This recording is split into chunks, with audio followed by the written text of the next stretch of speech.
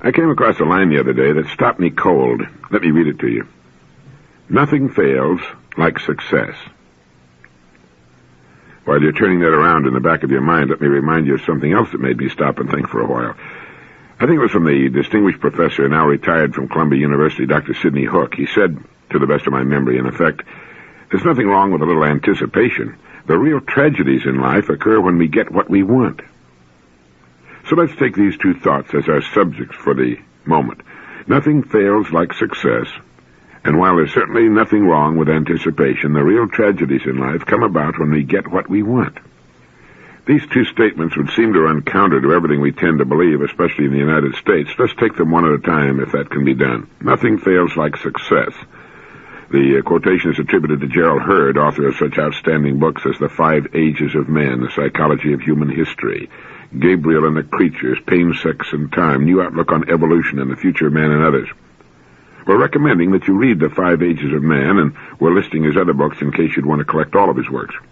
He's an original and distinguished investigator into the beginnings of our species and why we're the way we are, and incidentally, how we could be a lot better.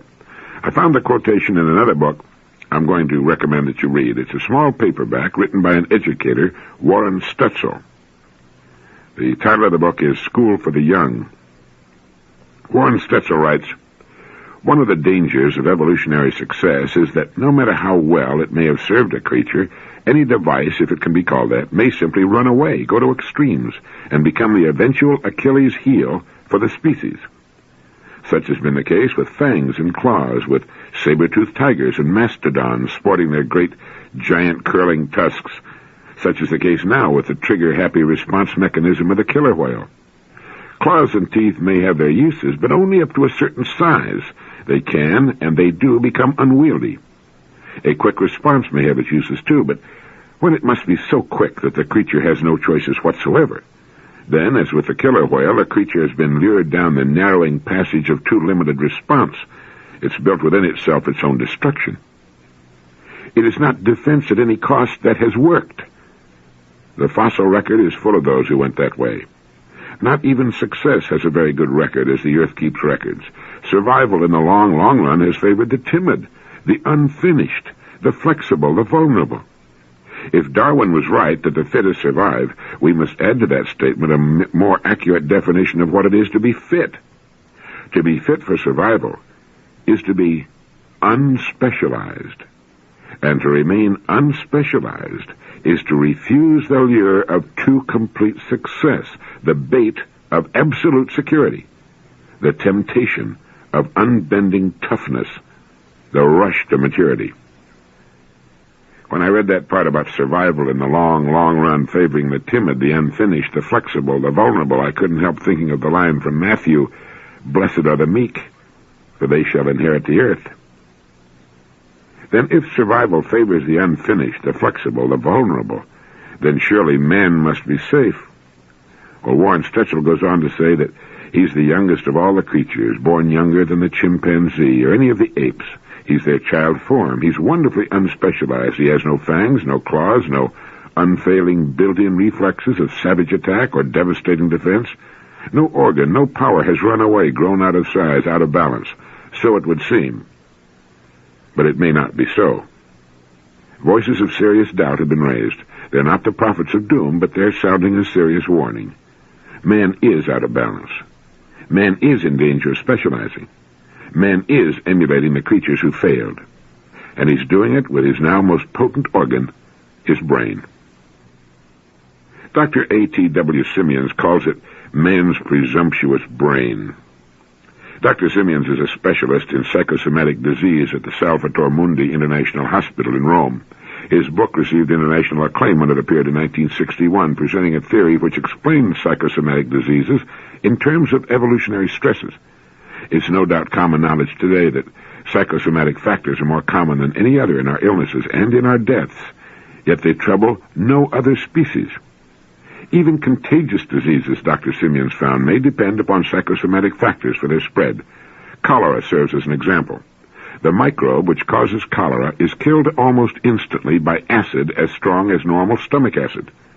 Cholera, which thrives in the alkaline condition of the small intestine and accomplishes its killing business there, should not be able to pass through the acid's stomach, but it does. And the reasons are psychosomatic. Fear and panic shut off the flow of acid in the stomach. Those most fearful of the cholera, most fearful of the death it may deal, become its victims. In an Asian epidemic, those too young to understand or too old or wise to panic have the best chance for survival. Millions of years ago, first around the olfactory sense and then later serving the other senses, two new lobes of brain tissue began to develop. Unlike the early reptilian brain to which they were added, they did not control the basic functions of the creature, such things as breathing, digestion, instincts. They had quite another function, and it can be summed up in one word: censorship. They would intercept irrelevant sensory messages. To varying degrees, this new brain development is present in every mammal. It's what we call the cerebral cortex, and in man has grown to be the overwhelmingly predominant part of his brain. To serve well, the new censoring center had to have a memory, and with memory, a system for handling associative processes. The creature had to be able to remember, now that it had moved into the trees, that, yes, that critter used to be a threat, but not now. Of course, it was not really like that, but leave out the language and the sensory message. After it had run through the new censoring center, came out with the same directive. The tree creature could go back to sleep. Eventually, he might not even wake in the first place. The capacity for combining experiences developed. With effective censorship came what we recognize today as the ability to learn. It resulted in conscious perception as against unconscious response. It gave to us, man, the possessors of the supreme censoring center, our memory, power of association, a kind of learning, and reasoning. Now, still intact beneath this giant cortex, a cortex with enough brain tissue in its folds and creases that, if stretched out, it would enclose a barrel. Still intact beneath it is the primitive brain stem. And Simmons points out that you could remove the massive cortex, and if the surgery were skillful enough, and if shock were not fatal, the human being would remain alive. Breathing would continue, as would digestion and elimination. The eyes would blink if an object passed too close, but the person would not see what passed before his eyes, and he would not be conscious of his functions. His skeletal muscles would move in response to heat or touch, but the person could not move them. If, however, you were to remove the much smaller brain stem, then, of course, death would be instantaneous. The most important of the divisions of the so-called primitive brain is the diencephalon. Now, how important it was for physical functions we may have had some notion in the past, but the real inquiry into the diencephalon is just now blooming. Dr. Gene Pfeiffer of the University of Kansas predicts that research concerning the diencephalon is likely to become the major brain research over the next 10 years. Why? It's because the diencephalon is the center for all regulatory adjustments. It is in the diencephalon that fear, rage, hunger, sex, and all the other so-called instincts are translated into activity. But one must be asking, haven't we really taken care of these? Certainly all good and responsible people have. Franklin Delano Roosevelt advised us how many years ago that we had nothing to fear but fear itself, and of course he was right. Who goes around being afraid? Rage? Why, only the lunatic rages. Hunger? We have plenty to eat, and anyone can control his appetite. Well, almost anyone.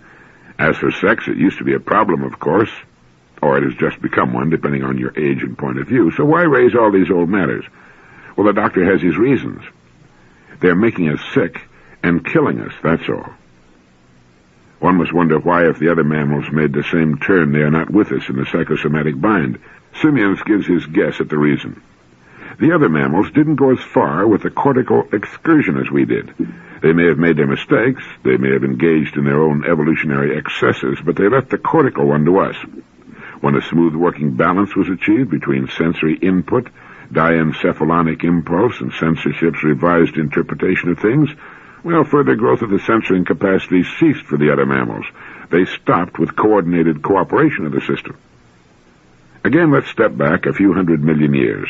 Back to the reptile in the trees. Simeon sees this tree phase in much the same light as Lauren Isley saw the island, a place of respite, a chance for the most unlikely of creatures to take on the shape with the future. Simmons describes tree life as the life of animated leisure.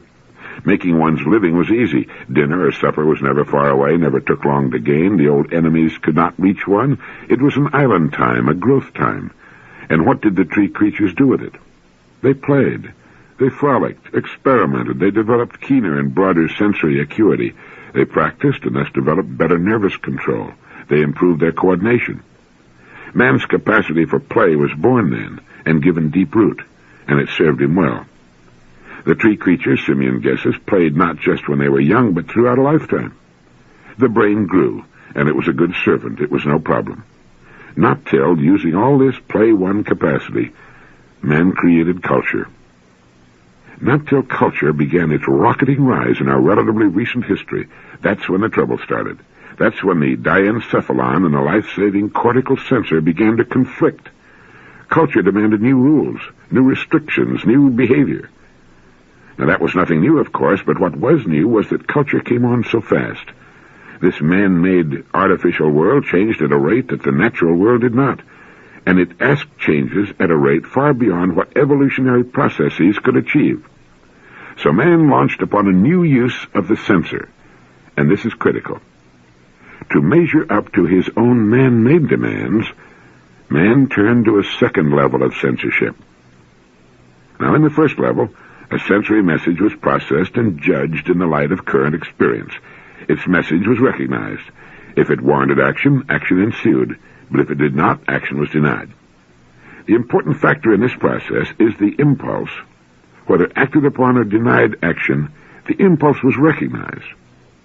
With the second level of censorship, the censor simply erased consciousness of the message. This became censorship of awareness. The former regulation of impulse becomes now unawareness that the impulse even exists.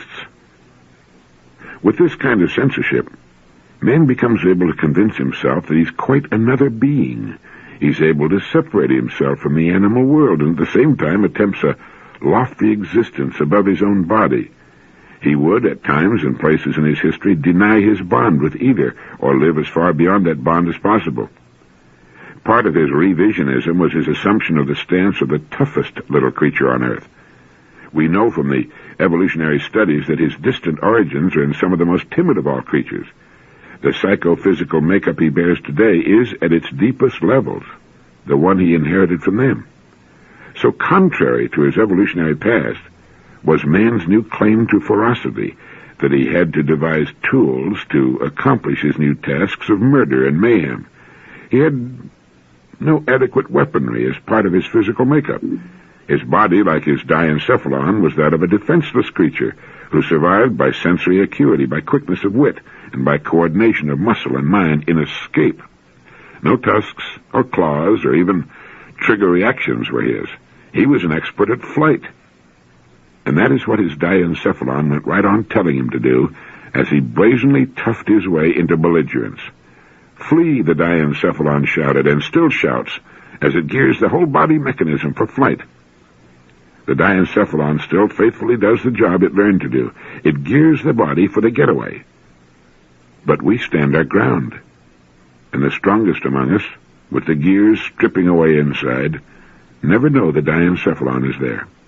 They just suffer the psychosomatic ailments or the ennui of this life. They name their machines and their battles after the creatures they emulate most, the killers and the carnivores, the very creatures that we know are among the latecomers to this earth and will be among the first to leave. With the second level of censorship by the cortex, we've succeeded in forgetting who we are and in creating a behavior which is contrary to the great sweep and direction of our past. Late into the competition, without flesh-formed weaponry, we have put on what Hans Haas in the book The Human Animal convincingly describes as artificial limbs and organs. All our tools and weapons, all the devices by which we extend our power and activity. Late into the competition, without the split-second offensive or defensive reaction, we've built mind machines to program our violent response. Our modern defense systems are the very epitome of killer whale mentality, and they have the same prospects for long-range viability for survival. Like the killer whale, the military machine today strikes where the electronic sensor reveals a twitch of life. It strikes with a vengeance. It does not see, and the men who run it do not feel. It is all automated, just like the killer whale. It's all so cool and right. But the diencephalon does not see it that way. The diencephalon cannot see it that way. The diencephalon never will be able to see it that way. And the diencephalon's revolt is underway. Because of the extreme success of our second level of censorship, which obliterates consciousness of inner needs and objections, the single greatest mystery to modern man is himself. So effective is his censorship that even when he wants to know and feel his own body, he cannot. The voice of his spirit fares no better than his silenced body. It can rarely get past the censor. But, Warren Stetzel writes, this is changing. We are beginning to understand that however one may dominate his total self with his own little dictatorship, his interior ego, cortical complex, this dictatorship is like all the rest. It sits upon a mounting and inevitable and irrepressible revolt. The cortical censoring capacity and tendency seems now to have reached a peak of development, a development that is so out of balance, so unmatched by other powers in us, that we find ourselves in as bad a crisis as man has ever faced. We live today in the time when the censor analyst in us takes everything apart. When left to its own devices, it opens and finds meaningless every bond, every decency, every value, every restraint. It exploits childhood and resents youth and dreads old age, and drives the final wedge between mind and body. Well, that was a long quote, but I couldn't find any way of shortening it and still maintain its meaning. I suggest you order a copy of the book School for the Young. It's a paperback from Mr. Stetzel. You'll find it listed in our recommended reading list, and that you let it stretch your mind the way it has mine. If we've become our own worst enemies, censoring out the best part of life, we want to know about it and to try to do something about it. We can perhaps find our island time again. Nothing fails like success carried too far into too narrow a specialization. It can make us grotesque, and it can kill us off. Now back to Professor Sidney Hook's comment that while a little anticipation is a good thing, the real tragedies in life come about when we get what we want. Like our first quotation, it's a generalization. Certainly achieving some of the things we've set our hearts upon brings us great happiness and fulfillment. Getting married to the person we love, watching a youngster graduate from school, buying the home we've dreamed of for so long, a raise in pay, these personal things like Christmas morning are wonderful. But what he had reference to, I believe, ties in with what Mr. Stetzel has to say in his book School for the Young. We thought an advanced technology would provide the answers to our dreams. It hasn't. We thought it would bring about more leisure and a kind of beautiful civilization. It hasn't. We've kept thinking over the centuries that as each new and more terrible weapon was invented, that it would at last put an end to war, which was another way of saying, since we've got the weapon, we can rule the world, or at least hold it in a kind of subjection. But each new weapon has quickly proliferated around the world and made each succeeding war more devastating, more cruel and costly. And finally, when we at last harnessed the energy of the sun itself, we felt that in this bright new atomic age, ushered in by the incineration and maiming of hundreds of thousands of helpless and innocent victims, we would at last find a millennium of peace and prosperity and abundance, especially following so auspicious and well-produced mass human sacrifice, only to find ourselves cowering in backyard bomb shelters and involved in a frenetic worldwide race to produce more and even more deadly weapons of destruction. Today, as I speak these words, the world stands in perhaps worse shape than it has ever been in before. We're daily and systematically killing the great breathing oceans of the world now that we've finished off most of the lakes and rivers. Everywhere on Earth, men and women are at odds with each other, and millions live in a perpetual state of poverty and starvation. Most of the people on Earth live in ugly, teeming cities, breathing toxic, polluted air. We've achieved everything we've set our hearts upon. And as Professor Hook commented, while there's nothing wrong with a little anticipation, the real tragedies occur when we get what we want. It's obvious, isn't it, that we've wanted the wrong things?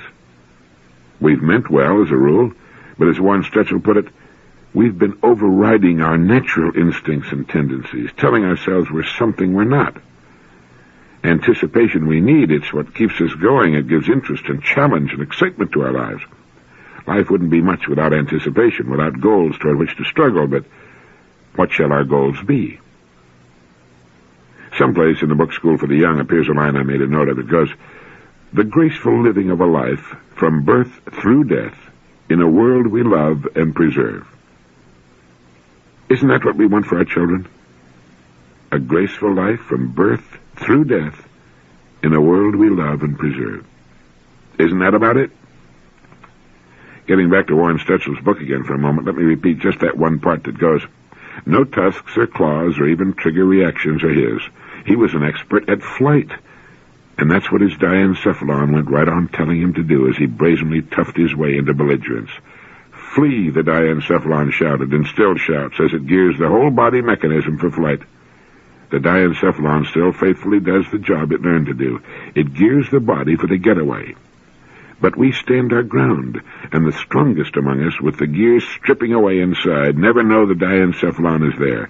They just suffer the psychosomatic ailments, or the ennui of this life.